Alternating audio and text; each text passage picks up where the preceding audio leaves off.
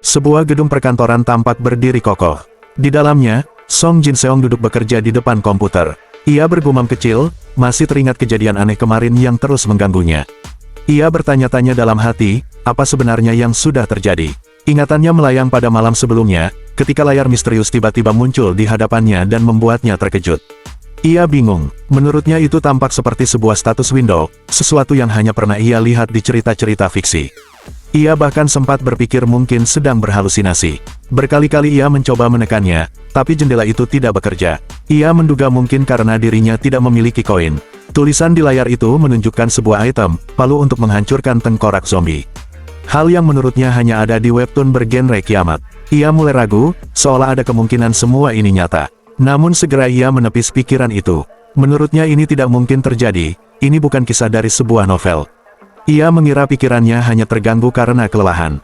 Tiba-tiba, manajernya berteriak memanggil namanya dengan kasar. Manajer itu menegurnya karena terlihat melamun.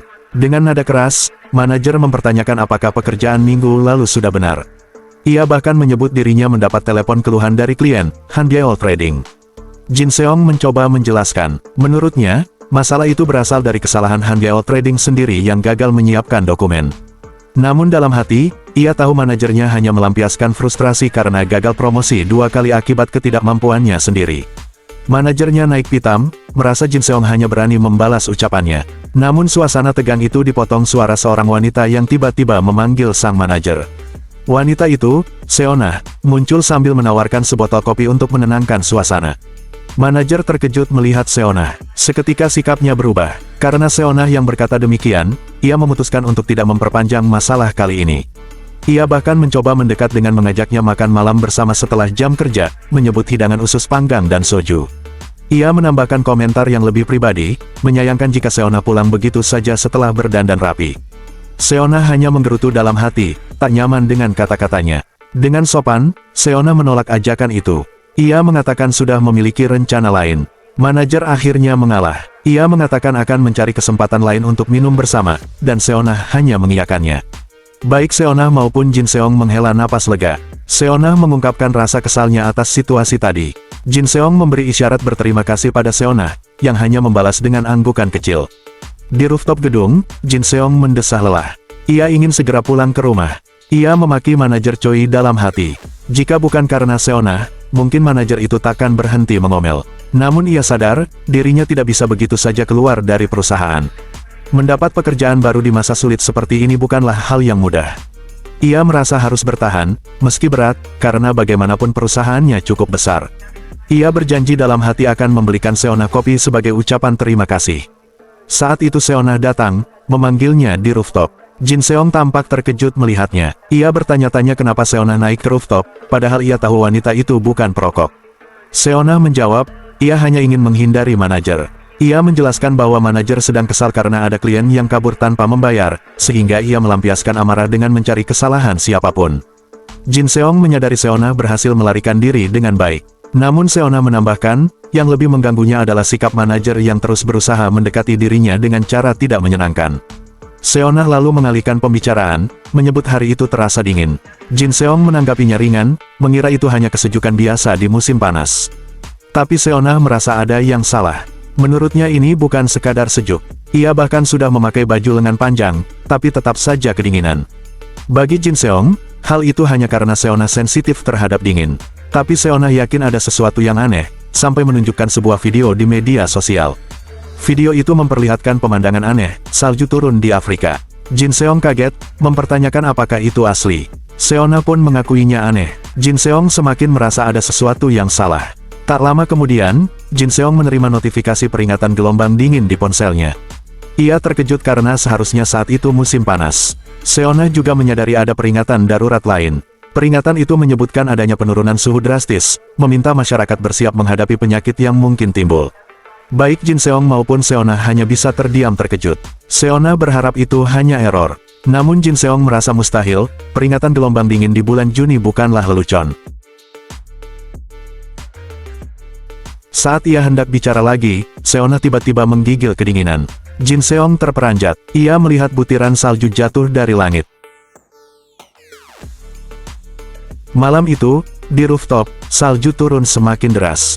Jin Seong menatapnya tak percaya. Baginya dunia benar-benar sudah gila. Ia menggigil. Rasa dinginnya semakin menusuk dibanding saat bersama Seona tadi. Ia memutuskan untuk segera pulang karena khawatir lalu lintas memburuk.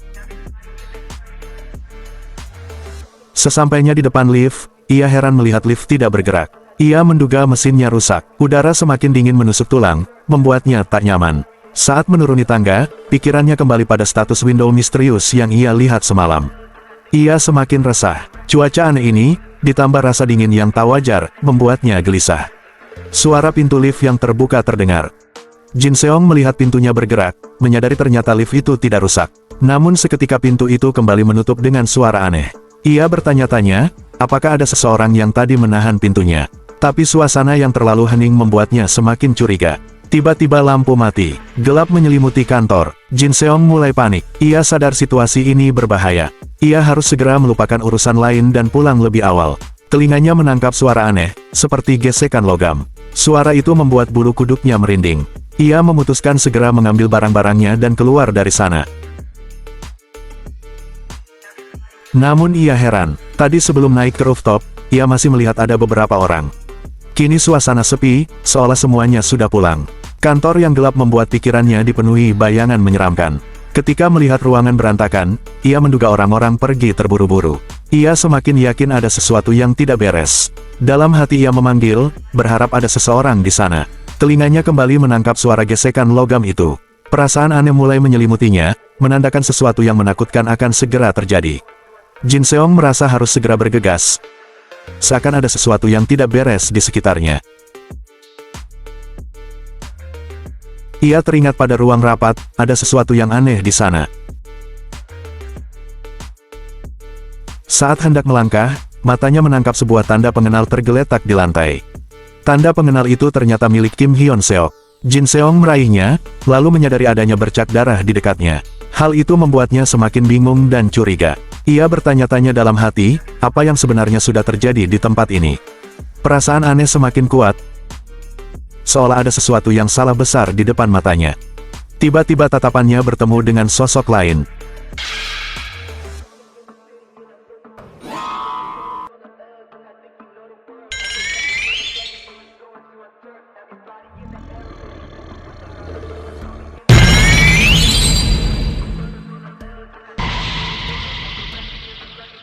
Dengan kaget, ia menyadari bahwa sosok itu bukanlah manusia biasa, melainkan seorang zombie. Zombie itu langsung bergerak mengejarnya. Jin Seong tersadar dengan ngeri, bahwa yang di depannya adalah zombie sungguhan. Jin Seong merasa panik. Ia berlari sambil bertanya-tanya dalam hati, apa sebenarnya yang baru saja dilihatnya. Zombie itu terus mengejar. Dengan terburu-buru, Jin Seong meraih sebuah kursi dan melemparkannya ke arah makhluk tersebut dengan sekuat tenaga.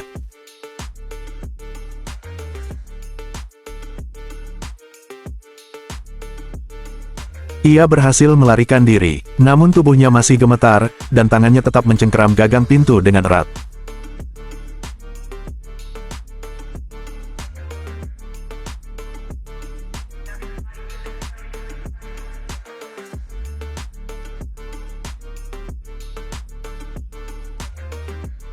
Dalam hatinya, ia meyakini bahwa makhluk tadi memang benar-benar zombie. Ponselnya tiba-tiba bergetar. Sebuah peringatan darurat muncul, menyebutkan bahwa infeksi yang diduga varian virus rabies telah menyebar dengan cepat di pusat kota Seoul. Semua warga diminta untuk tidak keluar rumah dan menunggu instruksi dari pemerintah. Jin Seong membaca pesan itu dengan ekspresi terkejut. Rabies, pikirnya, hal itu terdengar sangat tidak masuk akal. Ia menggeleng pelan. Bagi dirinya, makhluk yang barusan mengejarnya sama sekali bukan rabies, melainkan zombie. Jin Seong menarik napas panjang. Ia bertanya-tanya, apa yang sebenarnya sedang terjadi di dunia ini.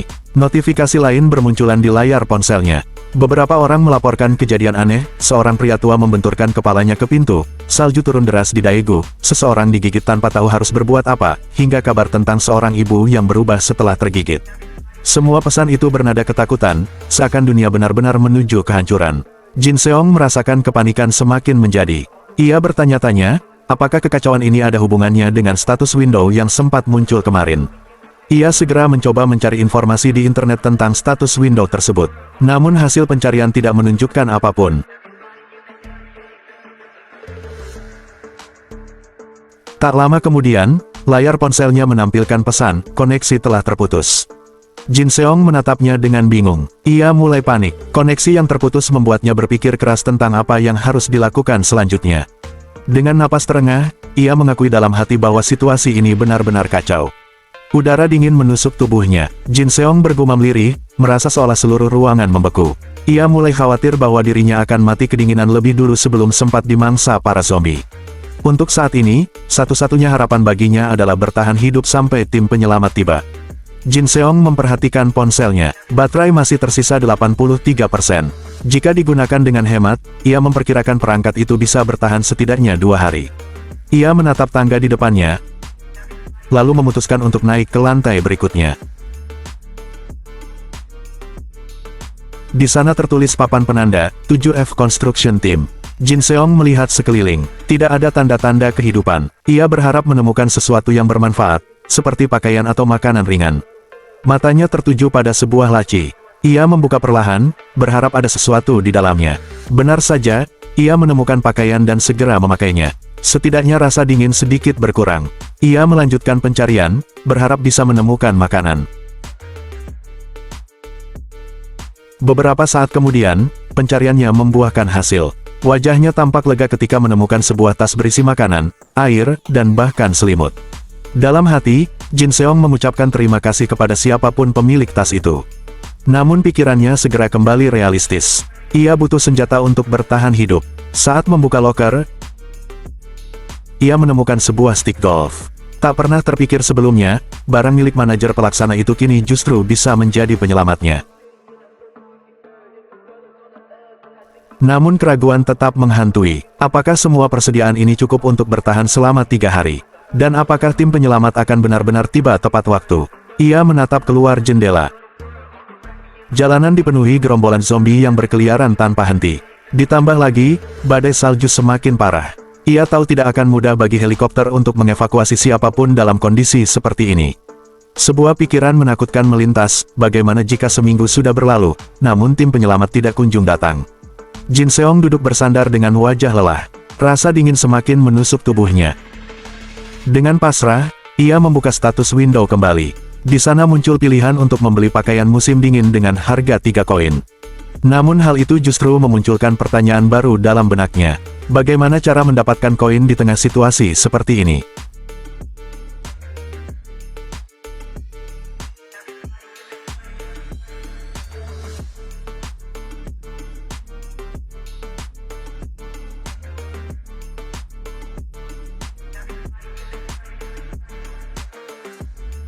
Tiba-tiba Jin Seong terbangun karena mendengar suara mencurigakan.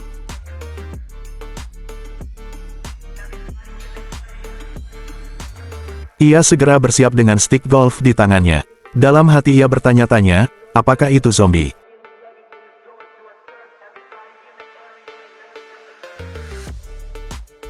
Saat hendak mengayunkan stick golf, terdengar suara seseorang memohon agar ia berhenti. Jin Seong tertegun. Ternyata sosok itu adalah Kim Juman, rekan kerjanya. Ia mengenali Jin Seong sebagai asisten manajer Song dari tim penjualan 2. Dalam hati, Jin Seong mengingat bahwa pria ini memang selalu menyebalkan. Beberapa saat kemudian mereka duduk di tangga. Kim Juman menjelaskan bahwa sebelumnya ia berada di ruang istirahat dan mendengar gedoran keras dari luar. Ia mengaku sempat beruntung karena bisa segera mengunci pintu dari dalam. Jin Seong kemudian bertanya-tanya bagaimana caranya pria itu bisa keluar. Kim Juman menjawab bahwa ia membuka pintu, mendorong zombie, lalu berlari ke pintu darurat. Dalam hati, Jin Seong menilai ceritanya terdengar tidak berguna. Pria itu kemudian memanggil Jin Seong, menyebutnya asisten manajer Song. Jin Seong hanya menanggapi singkat. Kim Juman lalu bertanya apakah Jin Seong memiliki makanan, karena ia sangat lapar. Pertanyaan itu membuat Jin Seong kaget. Jin Seong berdiri dan menjawab bahwa ia tidak punya. Namun pria itu masih ragu, seolah tidak percaya. Jin Seong dalam hati memutuskan bahwa ia hanya bisa memberikan sedikit air, tetapi tidak mungkin membagi ransum daruratnya. Ia kemudian mengatakan akan mengambilkan air. Kim Juman pun berterima kasih dengan wajah yang tampak lega. Namun tiba-tiba, Kim Juman menarik lengan Jin Seong. Dengan wajah pucat, pria itu kembali bertanya, apakah benar Jin Seong tidak memiliki makanan sama sekali? Dalam hati, Jin Seong merasakan ada sesuatu yang janggal. Saat berada di toilet, Jin Seong menegaskan pada dirinya sendiri bahwa ada yang aneh dari Kim Juman. Awalnya ia mengira keringat itu hanya karena Kim Juman habis berlari. Namun setelah diperhatikan, keringat terus mengucur meski suhu ruangan sangat dingin. Ia sempat meragukan dirinya sendiri, bertanya-tanya apakah ia hanya terlalu paranoid.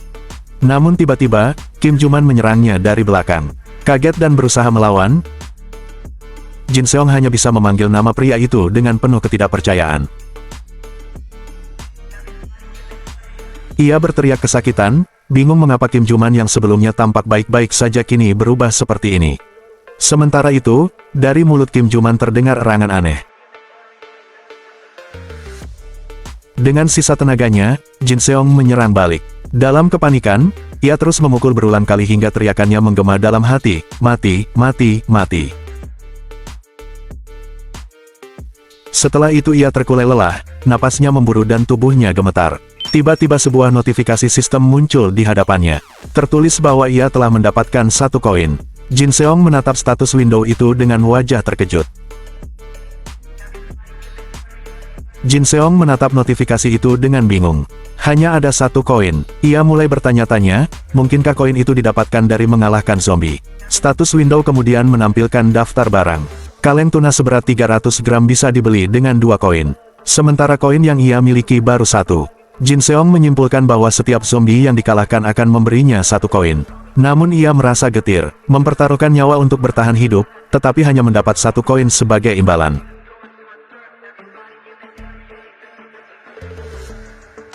Ia lalu memperhatikan mayat Kim Juman yang tergeletak di dekatnya. Dari tubuh itu, terlihat jelas bekas gigitan. Jin Seong menarik napas panjang, akhirnya ia menyadari apa yang sebenarnya terjadi.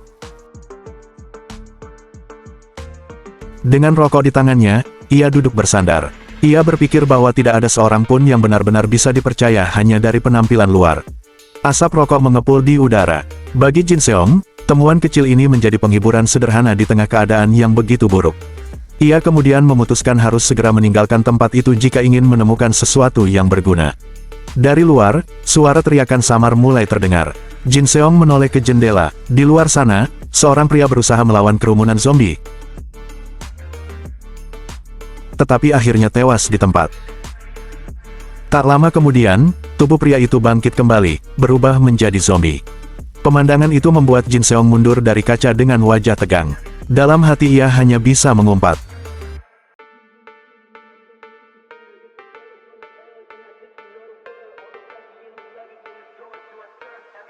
Hari berganti, kini sudah hari ketiga, baterai ponselnya tinggal 3%. Perbekalan yang tersisa hanyalah 1 kantong makanan ringan dan 4 batang coklat. Untuk menghemat energi, ia hanya duduk termenung sambil menatap keluar jendela. Selama itu pula, ia menyaksikan beberapa orang mencoba melarikan diri. Namun tanpa terkecuali, semuanya berakhir menjadi zombie. Dari pengamatannya, ia sampai pada satu kesimpulan, ia harus pergi. Bertahan di tempat yang sama hanya akan semakin mendekatkannya pada kematian. Ia berpikir untuk mencari penyintas lain di gedung itu. Mungkin ada orang yang bisa dipercaya untuk bekerja sama. Dengan kekuatan yang digabungkan, mereka mungkin memiliki peluang untuk keluar. Untuk saat ini, tujuannya adalah lantai 6. Ia ingin memeriksa apakah pintu masuk di sana benar-benar terblokir, seperti yang pernah dikatakan Kim Juman. Saat menggenggam gagang pintu, sesuatu membuatnya tertegun. Lampu di dalam ruangan menyala. Ia terperanjat. Baginya, hal itu nyaris mustahil. Segera ia berbalik dan melihat keluar jendela.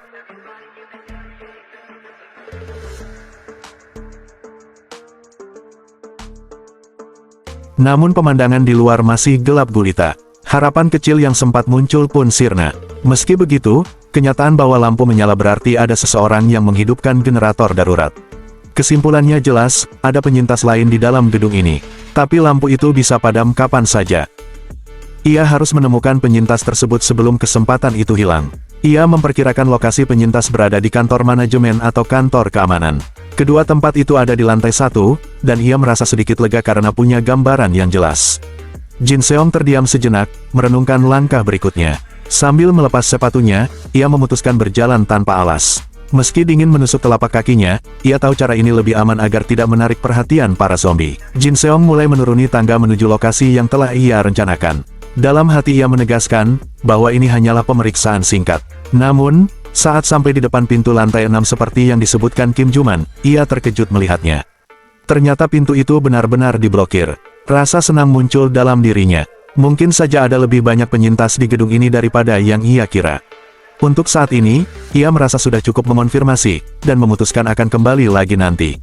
Kini ia tiba di lantai 2, berdiri tepat di depan pintu menuju lantai pertama. Jin Seong memperhatikan keadaan sekitar. Dari penilaiannya, para zombie di luar tampaknya belum berhasil masuk. Namun jika mengingat lalu lintas orang-orang yang biasa memenuhi lobi, besar kemungkinan ada banyak zombie berkeliaran di sana. Ia menarik napas panjang, bersiap membuka pintu. Doanya sederhana, semoga tidak ada satupun zombie di balik sana.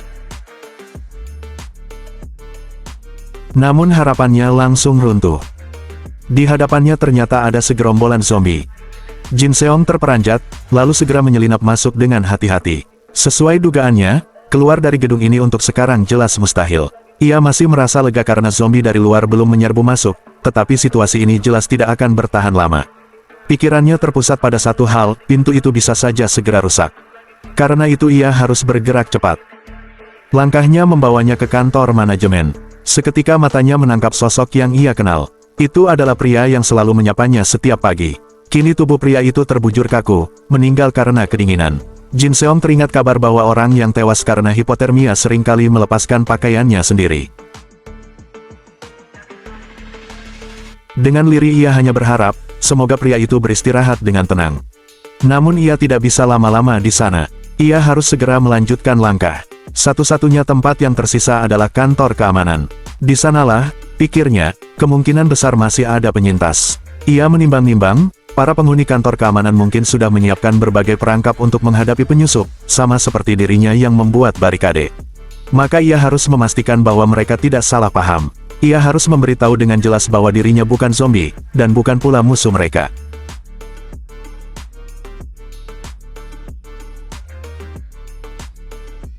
Jin Seong kemudian mendekat, melirik para zombie di sekitarnya, lalu mengetuk pintu perlahan. Ia sadar bahwa penglihatan makhluk itu buruk, tetapi pendengaran mereka justru sangat tajam. Ia menarik napas, bersiap membuka pintu dengan hati-hati. Engselnya berdecit pelan saat pintu itu bergerak.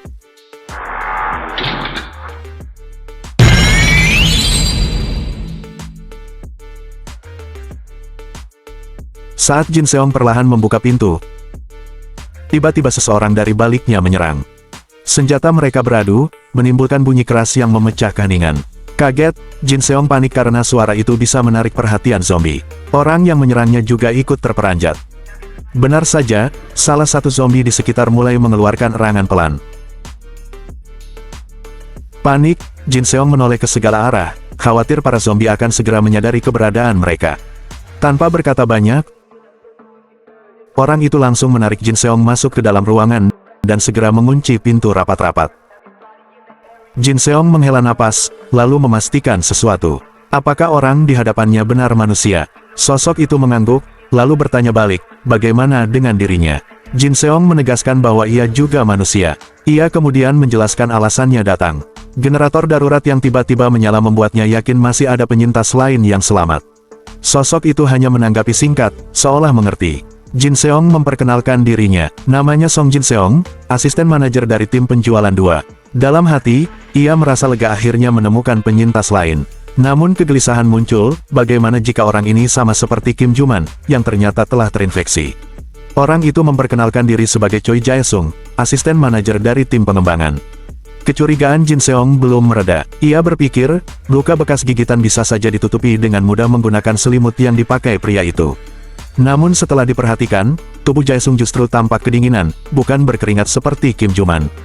Bahkan, ekspresinya terlihat cukup santai, seakan masih mampu mengendalikan diri. Jin Seong menduga, mungkin Jae-sung sempat mampir ke ruang istirahat sebelumnya. Dari pengamatannya, orang yang terinfeksi pasti menunjukkan gejala lapar berlebihan. Fakta bahwa Jae-sung tidak memperlihatkan tanda itu membuat Jin Seong semakin yakin ia bukan zombie. Ketika Jin Seong hendak bertanya lebih jauh, Jae-sung tiba-tiba mundur ke belakang. Gerakannya waspada, seolah takut perbekalannya akan direbut. Dalam hati, Jin Seong menyesal. Ia sadar bahwa sikapnya justru membuat pria itu semakin curiga, padahal ia sama sekali tidak tertarik dengan isi tasnya. Kini pikirannya sibuk mencari cara memperbaiki suasana. Ia pun memilih menyarungkan stik golf dan mengangkat kedua tangan sebagai tanda damai. Ia mengingat, di tempat kerja, saat situasi sulit biasanya orang-orang berbagi rokok untuk menenangkan diri. Mungkin kali ini ia bisa mencoba cara yang sama.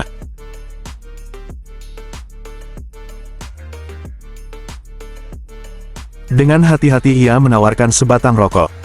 Jae-sung sempat terdiam,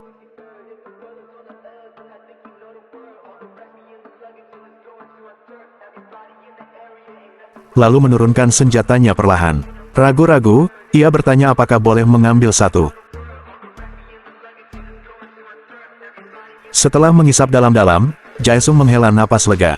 Ia merasa hidupnya kembali. Jin Seong hanya bisa tersenyum kecil melihatnya. Ia mengakui, hal sederhana seperti itu memang terasa seperti kenyamanan langka di tengah situasi ini. Namun tiba-tiba suara perutnya yang keroncongan memecah suasana. Sedikit malu, ia menjelaskan bahwa sejak tadi hanya makan setengah batang coklat saja. Jae-sung lalu memintanya menunggu sebentar. Jin Seong memperhatikan, jika Jae-sung punya persediaan sebanyak itu, pasti ia mengambilnya dari ruang istirahat. Tidak lama, Jae-sung mengeluarkan sebungkus mie instan dari tasnya dan membaginya menjadi dua. Ia berpesan agar Jin Seong memakannya perlahan, karena makan terburu-buru bisa menyebabkan gangguan pencernaan. Dengan tulus, Jin Seong mengucapkan terima kasih. Sambil menikmati mie yang diberikan, Jin Seong kembali bertanya. Ia ingin memastikan, apakah Jae-sung sudah memeriksa sisa makanan di lantai 2. Jae-sung mengangguk, mengatakan bahwa ia sudah mengambil semua karena menyimpannya di kulkas ruang istirahat sudah tidak berguna lagi. Jin Seong mengakui kebenaran perkataannya, dan Jae-sung ikut membenarkan. Keduanya lalu tertawa singkat, seakan beban sedikit terangkat. Mereka kemudian duduk bersama, mengobrol sambil menahan rasa dingin yang menusuk. Jin Seong bertanya mengenai situasi di lantai 2. Jae-sung menjawab dengan singkat, buruk. Ia lalu bercerita, awalnya, ia terjebak di ruang istirahat bersama seorang rekan.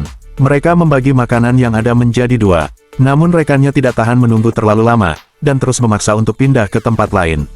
Berbeda dengan Jae-sung, yang lebih memilih bertahan sampai bantuan datang.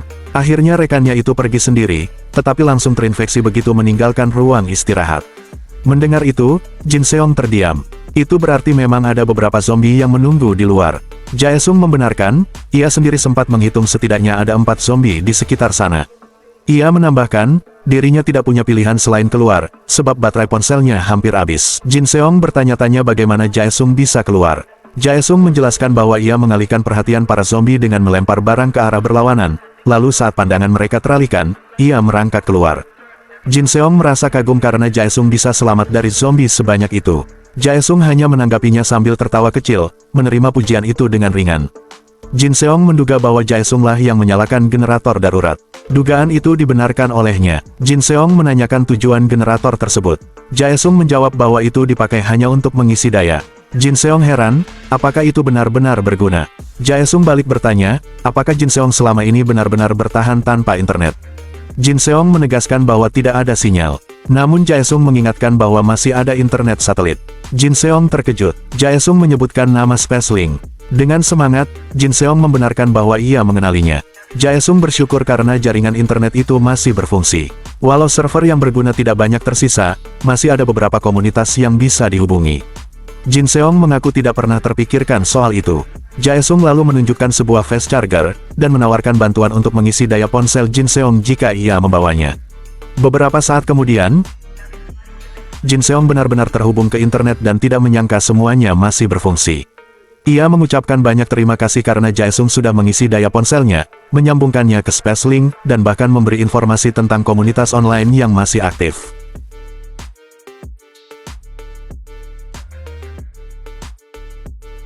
Namun Jin Seong menyadari bahwa generator darurat itu sudah hampir kehabisan daya. Jae-sung hanya terdiam. Jae-sung kemudian bertanya apa rencana Jin Seong selanjutnya. Ia sendiri mengaku lebih memilih tetap tinggal di tempat itu. Jin Seong terdiam sejenak. Dalam hatinya ia menyadari bahwa maksud Jae-sung adalah memintanya pergi. Menurut Jin Seong, wajar bila Jae-sung menganggapnya hanya akan menjadi beban. Strategi Jae-sung adalah bertahan di tempat paling aman selama mungkin, sehingga keberadaan orang lain hanya akan mengurangi persediaan makanan. Jin Seong pun menilai bahwa Jae-sung juga bukanlah orang yang tepat untuknya saat ini. Ia merasa harus terus bergerak dan menjelajah, sementara Jae-sung hanya ingin berdiam diri menunggu. Itu jelas akan menjadi penghalang. Karena itu, lebih baik mereka berpisah di sini. Jin Seong kemudian menyatakan bahwa ia akan pergi. Mendengar hal itu, Jaesung terlihat lega. Jaesung lalu mengambil sesuatu dari dalam tasnya. Jin Seong menatap heran. Jaesung mengeluarkan sebuah barang, mengatakan bahwa ia masih punya 2 lagi untuk dibagikan, dan memberikannya sebagai hadiah. Jin Seong terkejut. Yang diberikan adalah sebuah senter dan power bank. Ia berterima kasih, menyadari bahwa keduanya sangat penting dalam keadaan tanpa listrik seperti ini. Sebagai balasan, Jin Seong memberikan beberapa batang rokok kepada Jaesung. Jaesung menerimanya dengan senang hati dan berterima kasih. Jin Seong lalu menyatakan bahwa ia akan segera pergi. Jaesung mendoakannya agar beruntung. Jin Seong menambahkan harapan agar mereka bisa bertemu lagi dalam keadaan hidup. Saat membuka pintu dan mendengar suara engsel berderit, Jin Seong melihat kerumunan zombie. Ia tahu harus segera bergegas sebelum listrik padam sepenuhnya. Ia bersyukur karena pintu itu masih belum jebol. Beberapa zombie mulai menggeram dengan suara menakutkan. Jin Seong menutup pintu dengan cepat hingga terdengar suara keras. Ia berpikir, bila langsung turun ke basement, ia mungkin bisa mengemudikan mobil yang terparkir di sana dan keluar hidup-hidup. Namun ia masih ragu. Ia bertanya pada dirinya sendiri, apakah meninggalkan gedung kantor sekarang adalah pilihan yang tepat. Ia sadar, cepat atau lambat ia memang harus pergi, tetapi melakukannya sekarang bisa jadi keputusan gegabah. Untuk saat ini, ia memutuskan lebih baik naik ke atas. Ia merasa harus mencari lebih banyak informasi sebelum akhirnya pergi. Namun ketika melihat sekeliling, ia sadar listrik darurat sudah benar-benar padam. Meski begitu, Jin Seong berusaha tetap tenang. Selama masih ada senter, ia merasa cukup aman. Ia bergerak perlahan, berharap para zombie sudah berpindah tempat sejak terakhir kali ia pergi. Kini ia berada di lantai 4. Kemudian ia naik ke lantai 5. Lalu ia sampai di lantai 6. Dengan penuh harap, ia berkata dalam hati bahwa sebentar lagi ia akan tiba. Namun, Jin Seong merasakan ada seseorang di lantai atas. Ia menduga besar kemungkinan itu hanyalah para zombie. Meski begitu, ia tahu tidak ada pilihan lain selain tetap maju. Dengan tekad kuat, ia memutuskan untuk menerobos.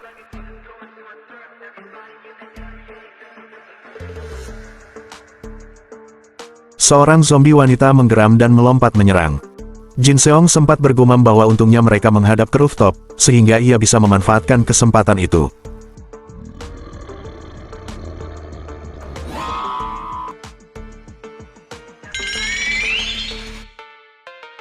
Namun tiba-tiba, zombie tersebut menerkamnya. Dengan panik,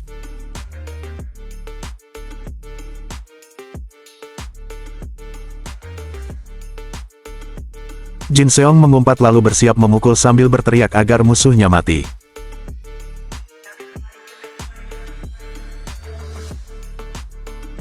Setelah serangan itu, ia sempat bertanya-tanya apakah semuanya sudah berakhir. Namun betapa terkejutnya Jin Seong ketika melihat zombie itu masih bisa bergerak meski sudah dipukul habis-habisan. Dengan terengah, ia memohon dalam hati agar makhluk itu benar-benar mati. Tak lama, sebuah notifikasi sistem muncul. Ia mendapatkan 1 koin, disusul pemberitahuan bahwa kini ia memiliki 2 koin, dan bisa membeli item yang diperlukan. Jin Seong menatap layar statusnya dengan napas tersengal, lalu menggerutu kesal sambil menyingkirkan jendela sistem itu. Tatapannya beralih pada tongkat golf di tangannya. Ia berpikir bahwa benda itu mungkin berguna untuk hal lain, sehingga lebih baik tetap dibawa untuk sementara. Meski begitu, pertanyaan muncul dalam benaknya, dari mana zombie tadi datang? Ia mengecek pintu rooftop terkunci. Berarti kemungkinan besar zombie itu datang dari lantai sebelumnya. Jika benar begitu, maka lantai 7 juga tidak aman. Jin Seong akhirnya berhasil masuk ke sebuah ruangan. Dengan napas berat ia merasa lega, meski sadar ancaman masih mengintai. Ia mengingat kembali bahwa zombie tadi bergerak sangat cepat, bahkan lebih cepat dibanding manusia normal, setara binatang buas. Ia menyadari, andai yang menyerangnya lebih dari 1, peluang selamatnya akan sangat kecil.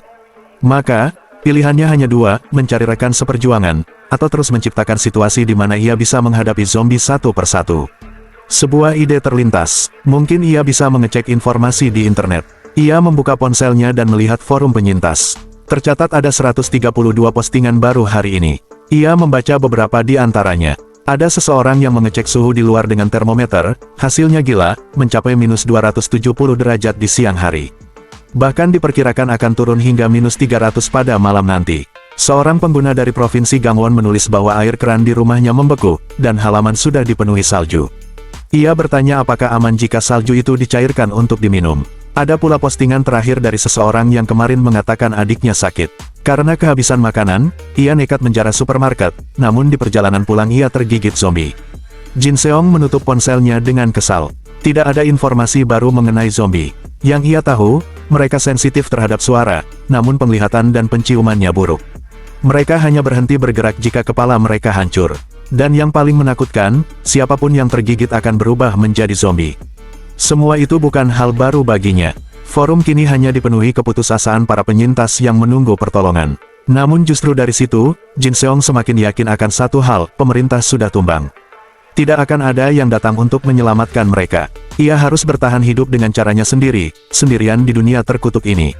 Beberapa jam kemudian, tubuhnya kelelahan hingga akhirnya ia tertidur. Bersin kecil terdengar dari bibirnya. Hari kelima bertahan hidup pun dimulai. Jin Seong mengeluh kedinginan. Jika terus seperti ini, ia khawatir akan terserang flu, dan itu tidak boleh terjadi. Dalam situasi seperti ini, sakit sama saja dengan mati. Ia memutuskan untuk menggerakkan tubuhnya demi menghasilkan panas. Jin Seong mulai berolahraga, menghitung setiap gerakan meski tubuhnya lemah. Namun rasa lapar menyerang, perutnya berbunyi keras. Biasanya ia hanya makan setengah batang coklat untuk bertahan, tapi kali ini tubuhnya benar-benar butuh kalori. Sambil mengunyah, ia bergumam bahwa dirinya tidak akan pernah bisa terbiasa dengan cuaca dingin ini. Ia menyiapkan barang bawaan, hanya yang ringan yang akan dibawa, karena terlalu banyak justru merepotkan.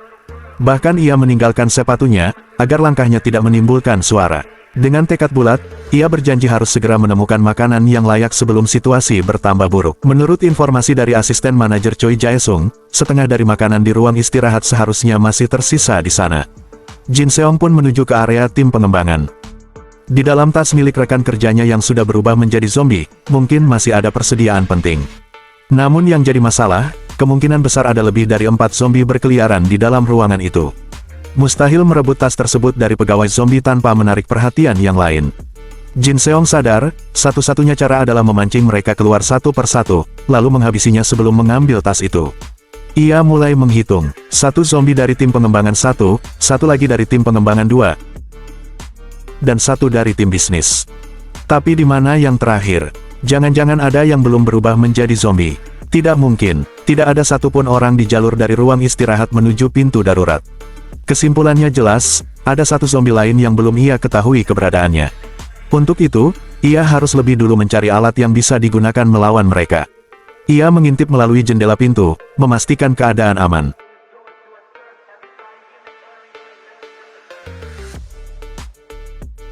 Setelah masuk, dugaannya terbukti. Persediaan selain makanan masih ada di dalam. Namun dari balik pintu tim pengembangan terdengar suara gesekan. Suara itu jelas berasal dari zombie. Jin Seong menarik napas dalam-dalam dan bersiap. Saatnya berburu. Ia mengambil sebuah gelas dan melemparkannya ke arah lain. Bunyi benturan langsung menarik perhatian salah satu zombie, yang segera bergerak menghampiri sumber suara. Begitu makhluk itu lengah, Jin Seong langsung menyerangnya dan berhasil menjatuhkannya. Dengan cepat, ia menutup pintu di mana masih ada 2 zombie lain yang berjaga. Senyum lega terpancar, rencananya berjalan tepat seperti perkiraan. Dengan napas terengah, ia bergumam dalam hati. Bagus, satu persatu seperti ini, maka ia punya kesempatan bertahan. Tiba-tiba, sebuah tangan mencengkeram kaki Jin Seong. Itu adalah zombie keempat, yang sebelumnya tidak diketahui lokasinya. Makhluk itu meraung ganas, membuat Jin Seong panik hingga menjatuhkan senter dari mulutnya. Ia berusaha melawan dengan menghantamkan kakinya ke arah zombie yang terus mencakar.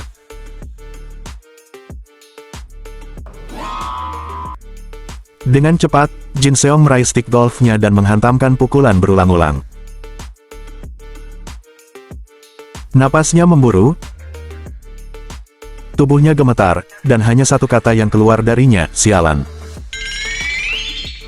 Dari arah pintu, 2 zombie lain berusaha masuk, sementara ia masih berjuang keras. Dengan tergesa, ia mengambil kembali senternya yang terjatuh, menyadari bahwa ia harus menyelesaikan semuanya sebelum lebih banyak zombie berdatangan. Ia memecahkan kaca pintu dan melemparkan sendok sebagai pengalih perhatian. Satu zombie terpancing, berbalik mengejar suara itu. Sementara yang tersisa di dekat pintu langsung dihajar habis-habisan oleh Jin Seong. Zombie yang terpancing pun kembali menyerang, tapi kali ini Jin Seong sudah siap. Dari balik pintu, ia mengayunkan stick golfnya dengan sekuat tenaga hingga makhluk itu tumbang. Sebuah notifikasi sistem muncul, menyatakan ia mendapatkan 4 koin.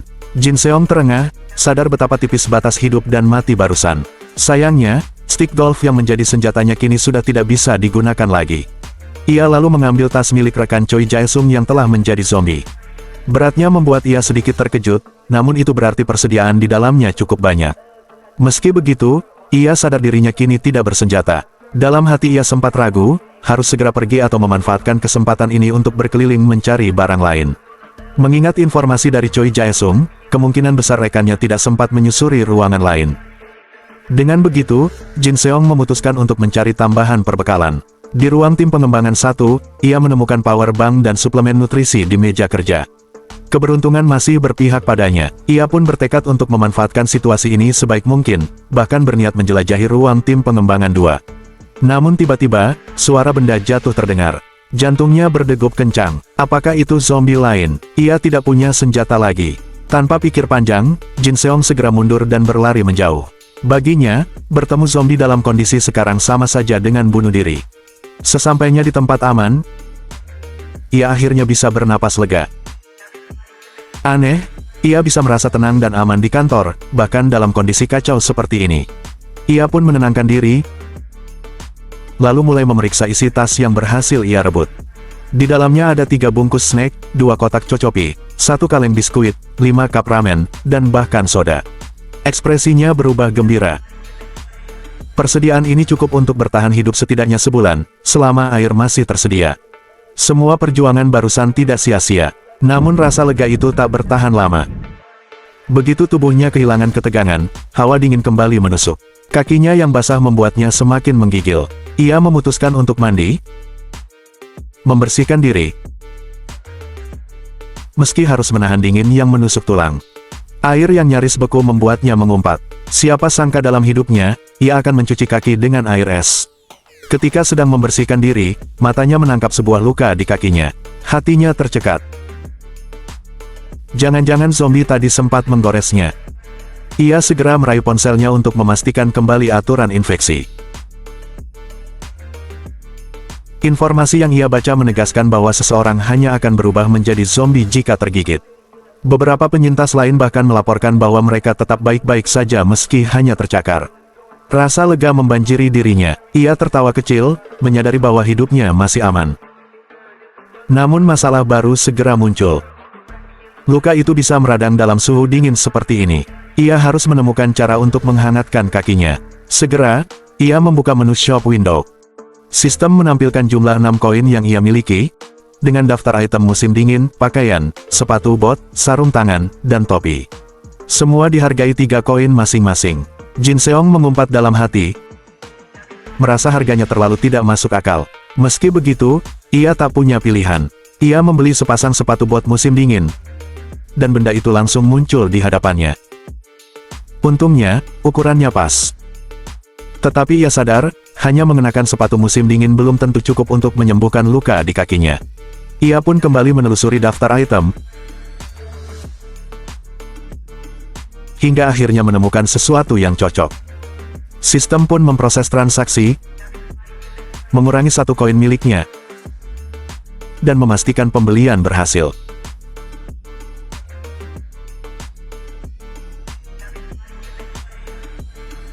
Ketika menempelkan hotpack ke kakinya yang terluka, Jin Seong menghela napas lega dan bergumam bahwa ia kembali merasa hidup. Harga 1 koin untuk sebuah hotpack memang mahal, namun baginya itu sepadan. Untuk pertama kalinya sejak lama, ia benar-benar merasakan hangatnya hidup.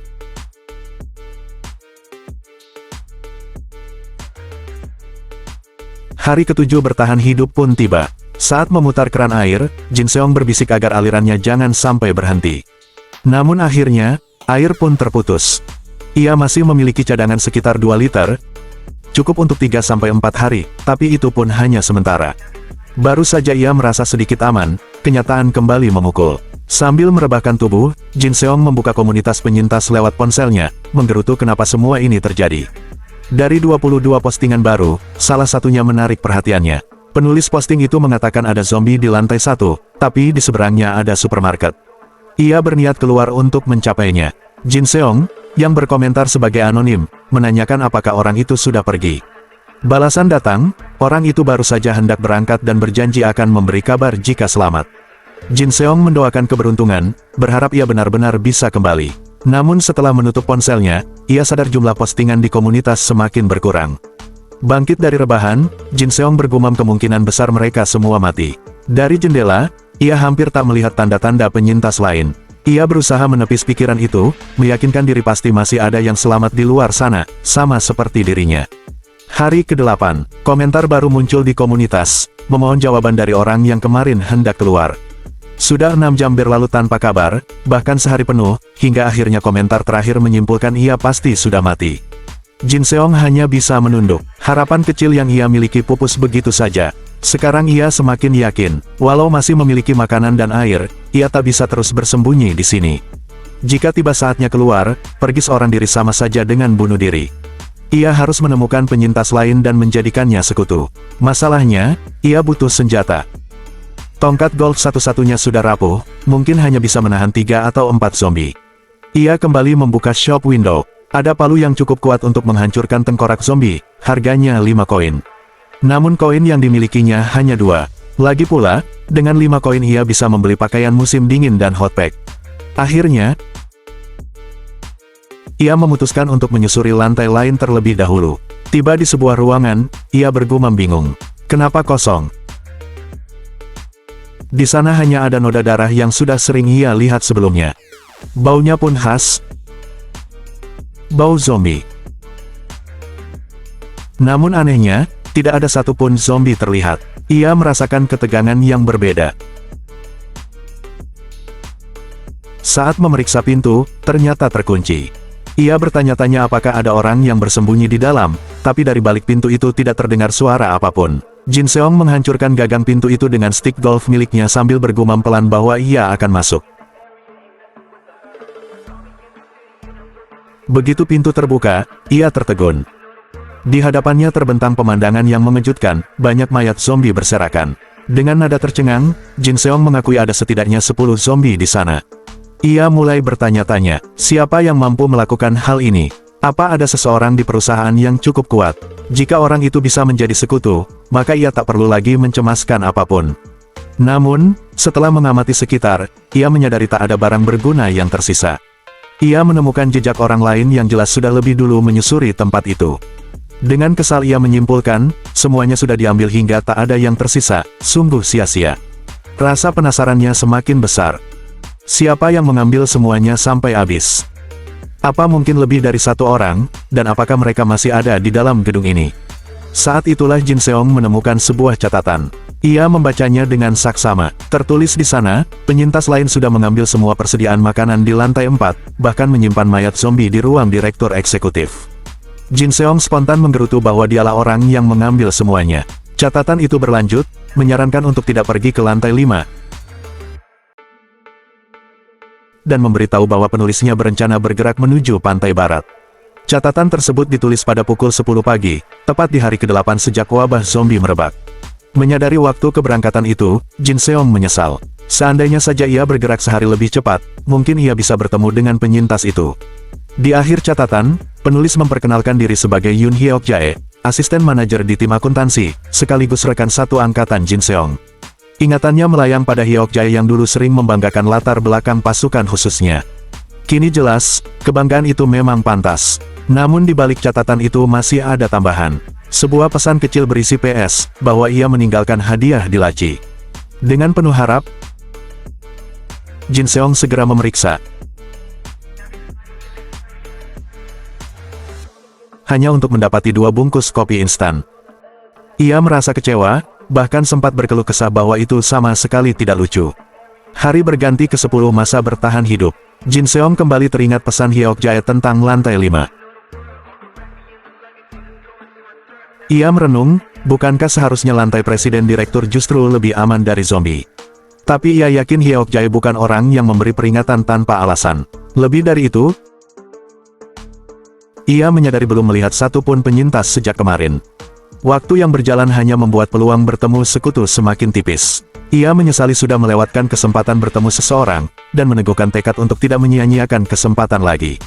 Sambil berpikir untuk segera menyusuri lantai lain, ia mendapati cahaya yang tiba-tiba mengarah ke wajahnya. Sebuah sorot senter, seseorang sedang mengirim sinyal kepadanya. Jin Seong merasa sangat senang. Ia menyadari bahwa masih ada orang lain yang selamat di gedung tersebut. Namun, ia sempat merasa heran karena jarak yang terlalu jauh membuatnya sulit membaca pesan yang ingin disampaikan orang tersebut. Ia terpikir untuk menggunakan alat bantu agar tulisan itu terlihat. Ia pun menggunakan kamera ponselnya untuk memperbesar tampilan pesan tersebut. Akhirnya, pesan itu terbaca jelas melalui tangkapan layar ponselnya. Orang di seberang mengabarkan adanya penyintas di lantai 6 dan 7, serta mengajak Jin Seong untuk bergabung dengan mereka. Jin Seong merasa lega mengetahui masih ada rekan satu gedung yang bertahan hidup. Ia berpikir bahwa keberadaan orang di lantai 6 sangatlah penting untuk diperiksa. Ia segera mengambil stick golfnya dan memutuskan untuk pergi ke sana. Sesampainya di lantai tujuan, ia merasa terkejut karena barikade pintu masuk sudah tidak ada. Ia menduga penyintas di lantai tersebut telah menyingkirkan penghalang itu setelah melihat pesan di seberang gedung. Jin Seong mulai bersuara untuk memperkenalkan diri sebagai karyawan Taesung Trading dan menyatakan bahwa ia tidak berniat buruk kepada siapapun. Ia merasa curiga melihat pintu yang tampak rusak seperti habis ditendang. Ia berpikir apakah ada orang lain yang sudah tiba lebih dulu sebelum dirinya. Tiba-tiba, ia dikejutkan oleh seekor zombie yang melompat menyerangnya secara mendadak.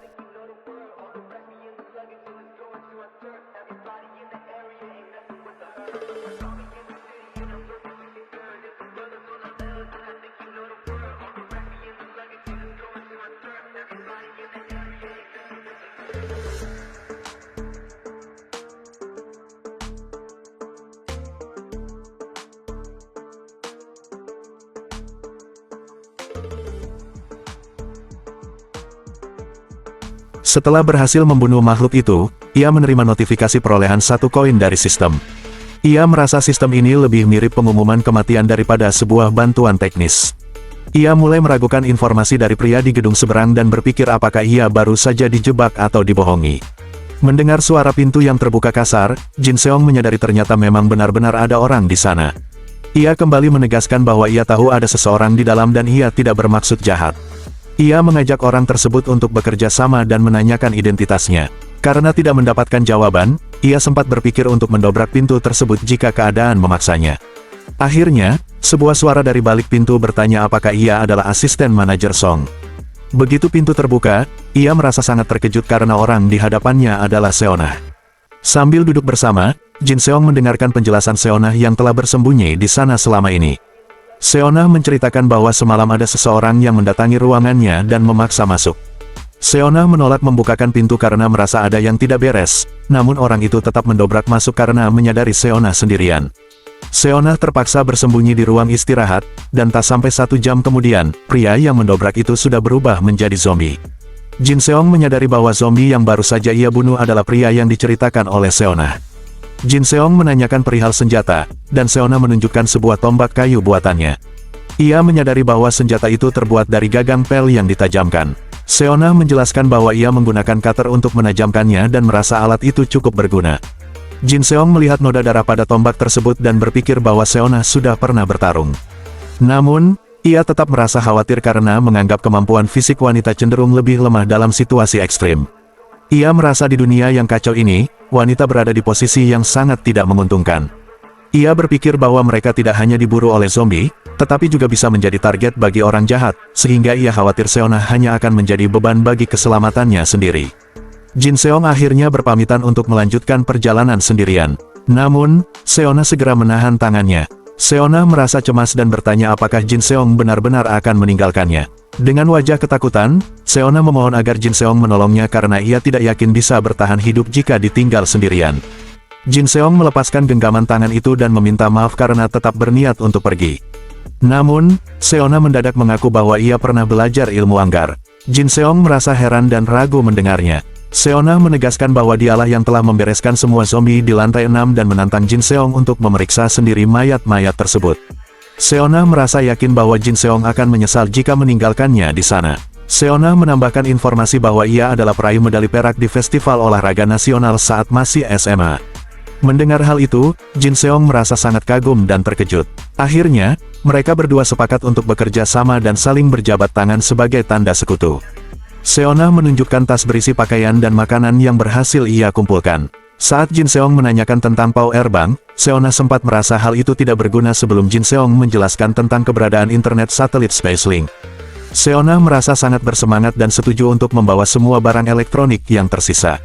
Jin Seong menanyakan jumlah zombie yang telah dihadapi Seona.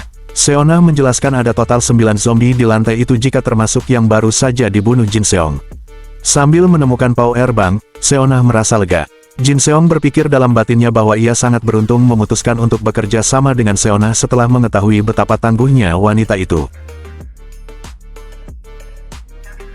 Seona mengajak Jin Seong untuk segera meninggalkan lantai tersebut. Namun, Jin Seong meminta waktu sejenak. Ia merasa penasaran dengan bekas goresan pada pintu. Seona menduga goresan itu berasal dari upaya pria kemarin yang mencoba merusak pintu menggunakan benda-benda di sekitar.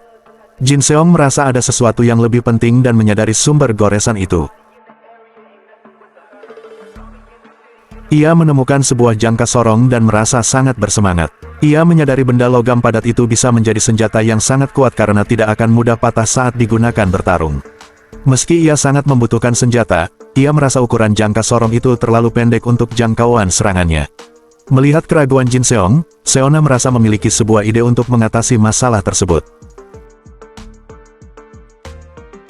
Seona mulai menunjukkan kebolehannya dengan menggabungkan beberapa benda yang ada. Ia memperlihatkan jangka sorong yang telah dimodifikasi menjadi sebuah senjata baru. Jin Seong menganggap hal itu sebagai ide yang sangat bagus. Ia menyadari bahwa senjata itu kini bisa digunakan layaknya tombak untuk menusuk maupun menebas musuh. Seona menjelaskan bahwa ia sengaja mendesainnya agar menyerupai kapak tombak, sambil sedikit menyindir bahwa Jin Seong pasti akan menyesal jika benar-benar meninggalkannya tadi. Jin Seong mengucapkan terima kasih dan mulai menyadari keuntungan bekerja dalam tim. Ia berpikir bahwa penambahan anggota bukan hanya meningkatkan kekuatan tempur, tetapi juga memberikan sudut pandang kreatif yang sangat membantu. Ia juga merasa sedikit lega karena stok makanan mereka kini telah digabung, sehingga urusan konsumsi tidak lagi menjadi masalah mendesak untuk sementara waktu. Jin Seong kemudian mengambil sebuah teflon dan merasa heran dari mana Seona mendapatkannya. Seona tampak sedikit malu saat menjelaskan asal-usul benda tersebut. Ia mengaku membawa teflon itu dari rumah untuk dikembalikan ke toko karena tidak menyukai warnanya, namun ia lupa melakukannya hingga wabah terjadi. Jin Seong hanya bisa menanggapi hal itu dengan maklum. Meski begitu, Jin Seong menyadari kegunaan penting benda itu untuk mencairkan salju menjadi air minum, sesuatu yang tidak terpikirkan oleh Seona sebelumnya. Seona kemudian bertanya bagaimana Jin Seong bisa tahu keberadaannya di lantai 6 sebelum ia sempat bersuara. Jin Seong menjelaskan bahwa ada seseorang dari gedung seberang yang memberitahunya. Ia menunjukkan tangkapan layar ponselnya yang berisi pesan dari orang asing yang memberikan sinyal senter dan menawarkan kerjasama. Seona mulai merasa ragu akan keamanan jika mereka bergabung. Jin Seong pun setuju bahwa bekerja sama dengan orang asing di situasi seperti ini memiliki risiko yang sangat besar. Seona mengaku alasannya mau mengikuti Jin Seong hanyalah karena ia merasa sulit untuk mempercayai orang lain lagi. Ia menegaskan bahwa ia tidak ingin sembarangan mengajak orang bergabung ke dalam kelompok mereka. Jin Seong akhirnya memutuskan untuk tidak bergabung dengan orang-orang di gedung seberang. Seona berterima kasih karena pendapatnya dihargai, lalu ia memberitahu Jin Seong bahwa ia yakin manajer Choi masih hidup. Jin Seong merasa sangat terkejut mendengar nama itu. Seona menjelaskan bahwa pada hari pertama, ia sempat bersama manajer Choi di lantai 6, namun pria itu kemudian melarikan diri. Ia menceritakan bahwa saat itu ia bersembunyi di ruang istirahat sementara manajer Choi terjebak di toilet dan sempat meminta bantuan. Seona mengaku saat itu ia terlalu takut untuk menolong dan baru menyadari bahwa manajer Choi sudah kabur setelah waktu yang cukup lama. Ia menduga manajer Choi pergi sekitar malam hari kedua. Berdasarkan pengamatannya saat menyusuri lantai lain, Seona menduga manajer Choi kini mungkin bersembunyi di lantai 3 atau 5. Jin Seong mulai berpikir tentang kemungkinan buruk. Ia merasa jika mereka tidak merespons orang-orang di gedung sebelah, ada risiko orang-orang itu akan mengajak manajer Choi bekerja sama. Ia khawatir jika kelompok mereka bertambah besar, mereka mungkin akan berbalik mengincar dirinya dan Seonah. Namun, ia segera menyadari bahwa hal itu di luar kendalinya dan memilih untuk tidak terlalu memusingkannya. Jin Seong kemudian teringat bahwa jumlah koin miliknya telah bertambah, sehingga ia kini bisa membeli pakaian musim dingin dari sistem. Ia menatap jendela status dan berpikir bahwa sebuah topi hangat akan sangat membantu mengurangi rasa dingin. Saat hendak membeli topi seharga 3 koin, ia melihat kaki Seonah yang tampak kedinginan. Secara logis, ia berpikir bahwa jika kaki Seonah terkena radang dingin dan membuatnya sulit bergerak, hal itu hanya akan menjadi beban bagi pergerakan mereka. Ia merasa lebih baik membelikan sepatu bot untuk Seonah. Namun, saat melihat Seonah, Jin Seong merasa sangat bersalah karena menyadari bahwa di saat genting pun ia masih sering memikirkan kepentingannya sendiri. Akhirnya, ia memutuskan untuk menunda pembelian tersebut karena mereka belum berencana untuk berpindah tempat dalam waktu dekat. Keesokan paginya, Jin Seong terbangun dan langsung menanyakan sisa baterai ponsel Seonah. Seonah menyapa Jin Seong yang baru bangun, sementara Jin Seong mengeluh karena masih belum terbiasa dengan suhu yang sangat dingin. Jin Seong menanyakan apakah Seonah sudah mengisi daya semua ponsel menggunakan power bank, dan Seonah mengonfirmasi hal itu kecuali untuk ponsel yang tertinggal di lantai 7. Terlihat baterai ponsel Seonah kini hanya tersisa 22%. Seonah kemudian memanggil Jin Seong dengan serius. Seonah menanyakan apakah Jin Seong tahu keberadaan panel surya di atap gedung ini. Jin Seong mengaku baru mengetahui hal tersebut. Seonah menjelaskan bahwa ia pernah menangani proyek panel surya itu untuk mendukung UMKM. Ia menceritakan bahwa pemasangan dihentikan karena adanya cacat produk sebelum resmi dijual, namun unit uji cobanya masih terpasang di atap. Meski ada cacat, Seonah meyakinkan bahwa itu bukan masalah keamanan. Ia menyatakan sangat paham cara mengoperasikannya karena dialah penanggung jawab proyek tersebut. Jin Seong pun setuju untuk pergi memeriksanya. Sampai di atap, mereka akhirnya berhasil membuka pintu yang sempat sulit dibuka. Jin Seong mengeluh tentang sulitnya membuka satu pintu saja, sementara Seonah juga merasa tidak menyangka tantangannya akan seberat ini. Jin Seong menanyakan lokasi tepatnya panel tersebut. Seonah menunjukkan letak tangga yang menuju ke posisi panel surya. Namun, tangga itu tidak bisa ditarik ke bawah. Seonah menyarankan agar mereka memanjat dan bertanya apakah Jin Seong bisa melakukannya. Seonah kemudian menawarkan diri untuk memanjat asalkan Jin Seong mau membantunya menumpu beban.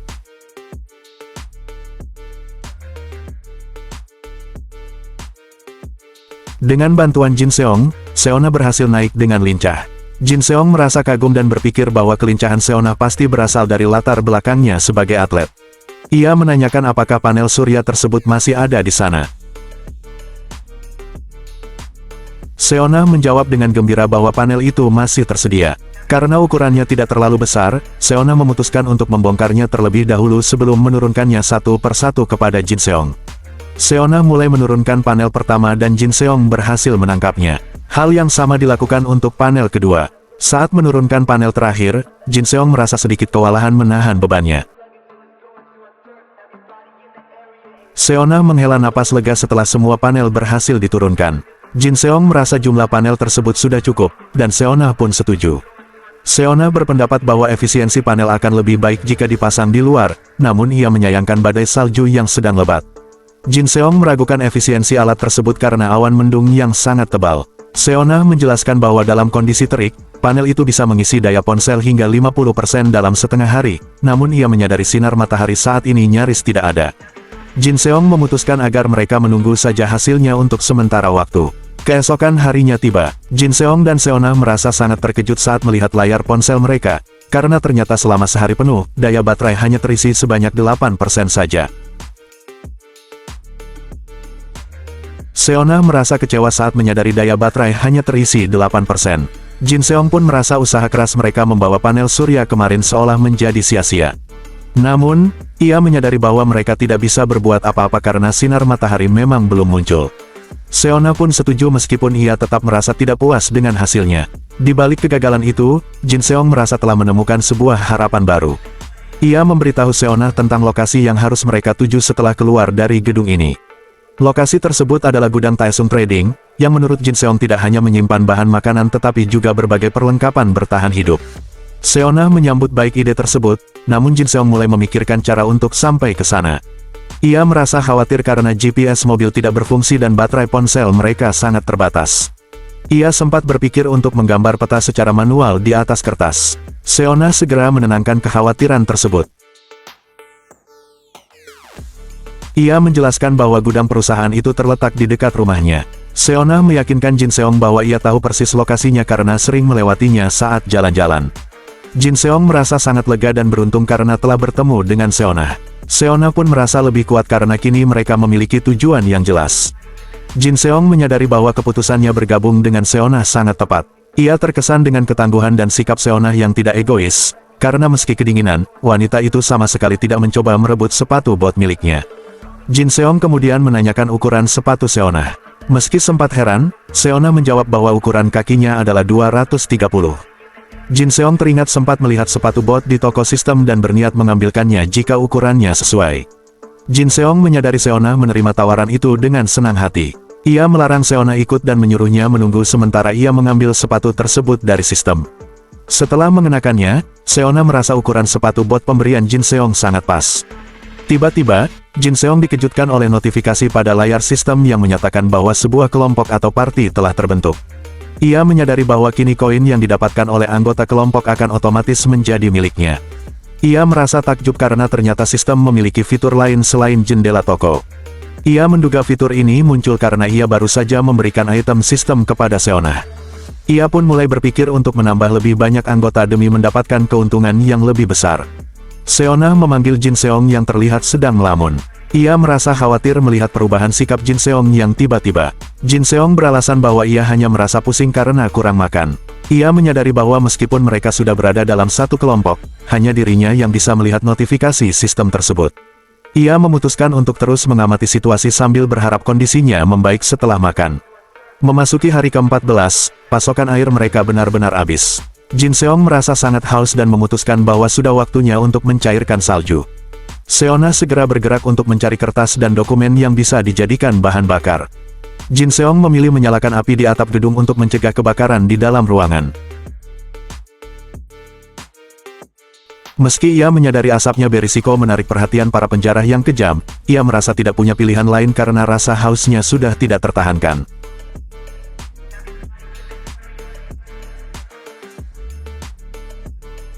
Saat api menyala, Jin Seong merasa sangat takjub. Ia merasakan kehangatan yang sangat nyaman. Seona pun merasa seolah hidup kembali karena kehangatan tersebut. Mereka berdua tersenyum saat air mulai mencair.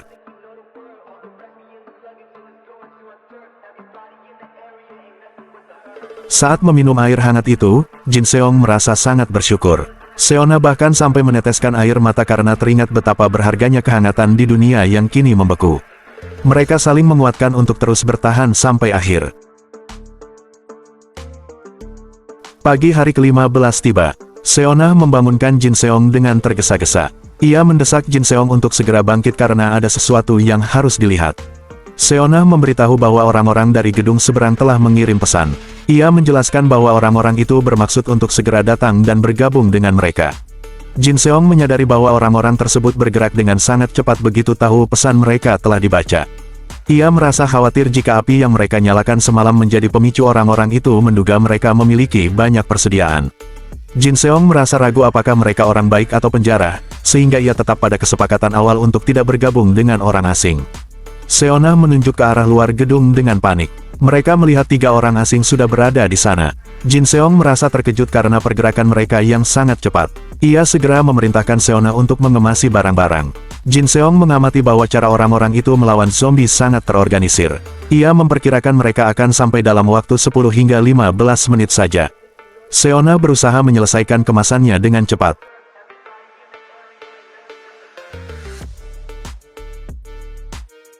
Sementara itu di luar, gerombolan zombie semakin banyak mengepung.